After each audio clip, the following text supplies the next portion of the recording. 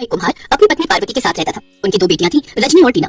रजनी मनमोहन की पहली पत्नी से हुई थी, जबकि टीना उसकी दूसरी पत्नी से। वो दोनों पति पत्नी दिन रात मेहनत करते, तब जाकर उनके घर का चूल्हा चलता। तब तो पार्वती रजनी का बहुत अच्छे से ध्यान रखती, लेकिन जब से उसने खुद की बेटी को जन्म, तब से वो केवल उसी पर ही ध्यान देती थी। और इन सब में बेचारी रजनी भूखी रह जाती और खाली पेट ही सो जाया करती थी। घर के काम को देखते हुए पार्वती ने रजनी की पढ़ाई छुड़वा दी। ऐसे ही समय बीता। अब रजनी 12 साल की हो गई। घर का सारा काम वो अकेले ही करती, जबकि पार्वती अपनी बेटी को किसी काम पर हाथ तक नहीं लगाने देती। टीना बेटी, तू घर का कुछ काम नहीं करेगी, तू तो बस खुद पर ध्यान दिया कर। मैं तेरी शादी एक बड़े घर में करवाऊंगी। देख, हम गरीबों से ऐसे तो कोई रिश्ता जुड़ेगा नहीं, लेकिन अगर तू खूबसूरत दिखेगी तो तू बड़े होकर किसी भी अमीर लड़के को अपने जाल में फंसा सकती है। पार्वती हमेशा अपनी बेटी की शादी एक अमीर लड़के से करवाना चाहती। एक रोज मनमोहन बाजार से घर लौटा। पार्वती, ये लो, आज बाजार से लौटते वक्त मैं ये फल ले आया, दोनों बेटियों को दे दो, वो खा लेंगी। ठीक है जी। पार्वती ने अंगूर और आम तो अपनी बेटी को दे दिए और अनार रजनी को दे दिया और अपने मन में सोचने लगी, इस रजनी को सारा दिन काम से फुर्सत ही नहीं मिलती, तो ये अनार कब छिलेगी? फिर ये अनार भी वो मेरी बेटी टीना को ही दे देगी। वाह पार्वती, इसे कहते हैं एक तीर से दो निशाने। लेकिन शाम को रजनी घर के आंगन में बैठकर वो अनार छिलने की कोशिश करती, जिसमें से कुछ ही दाने उसके हाथ आते, बाकी नीचे गिर जाते हैं। ये देखकर रोने लगी और जो नीचे गिर गए उन्हें उसने मिट्टी के नीचे दबा दिया। जगह एक नन्हा सा पौधा उगाया।